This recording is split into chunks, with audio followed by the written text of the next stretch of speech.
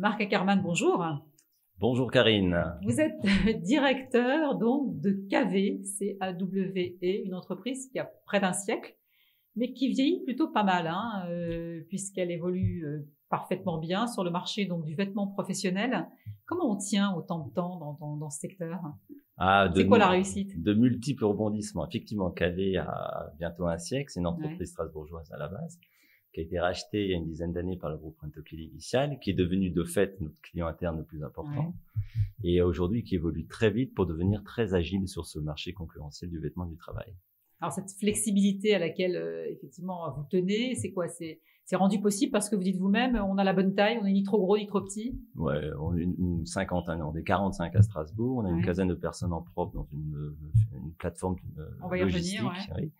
Et donc c'est vraiment la bonne taille pour réagir vite, pour que tout le monde se parle, et en même temps pour avoir une bonne assise, une bonne organisation. Alors à Strasbourg, c'est là où tout naît, c'est de là que tout commence, c'est de là que tout part plutôt.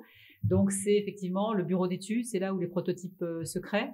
Voilà, on a un super bureau d'études, une vingtaine de personnes avec tous les métiers logiques de la mode, et c'est là qu'un client peut venir et être conseillé, soit pour modifier un vêtement qu'on a déjà dans notre catalogue, soit pour créer un vêtement en termes de style, en termes de protection si c'est un EPI, en termes de service. Tout ce qu'il aura besoin pour ce vêtement peut être construit dans notre bureau d'études, et on peut faire des protos à Strasbourg assez rapidement pour accompagner les clients et trouver le vêtement idéal. Donc c'est pas que du catalogue, ça peut être aussi du vêtement à la carte.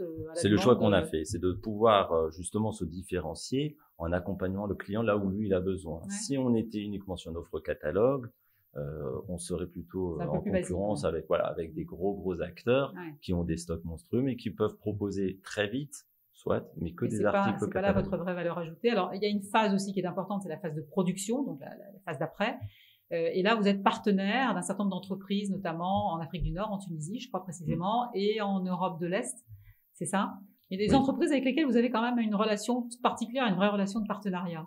Ça s'est fait à travers les années. Effectivement, on n'est plus juste dans une relation client-fournisseur, bien au-delà de l'ISO 26000 qui implique effectivement d'être un responsable de ce qui se passe chez les La RSE fait partie de notre ADN. Voilà. Mais là, nous, on allait vraiment beaucoup plus loin. Aujourd'hui, on travaille en toute confiance avec eux. C'est vraiment un bon réseau. Et ils sont même intégrés informatiquement dans notre système.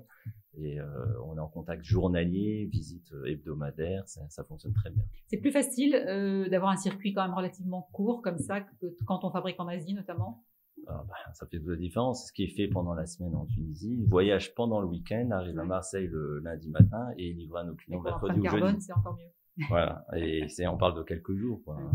Et alors, la phase de distribution, donc la distribution, c'est quoi? Vous êtes en B2B, en B2C, vous vendez aux professionnels, aux distributeurs, vous êtes intermédiaires?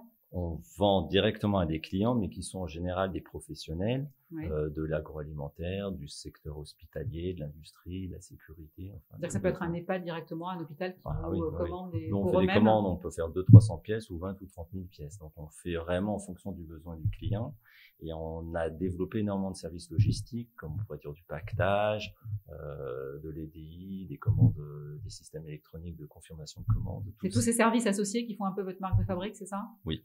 On a décidé vraiment d'avoir une entreprise complètement intégrée de A à Z d'un point de vue informatique, y compris donc chez nos façonniers, et de pouvoir offrir ce service intégré à nos clients pour que ça aille vite, pour qu'ils aient pas 50 000 interlocuteurs. C'est important quand même, la rapidité d'exécution et la flexibilité, c'est quand même important. Le délai, la réactivité, c'est important. Voilà.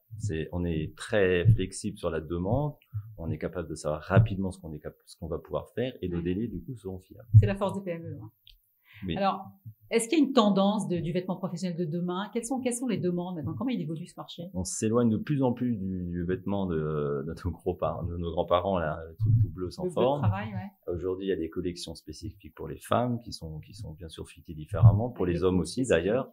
Il y a des tissus différents, on veut des aspects jeans, on veut des aspects plus colorés. Il y a beaucoup donc il y a un aspect mode qui est en train de compte. Puis mettre de la banderie trop partout. Ça veut dire que c'est un vecteur de communication important même pour l'entreprise, c'est valorisant. On se rend compte effectivement que les entreprises aujourd'hui rechignent à taper dans les collections standards et veulent toujours un petit peu la modifier pour mettre en valeur des éléments de leur charte graphique pour que ça sonne un peu corporate. par des logotisations, mais aussi simplement des et qui sont un vêtement qu'on est fier de porter. Voilà.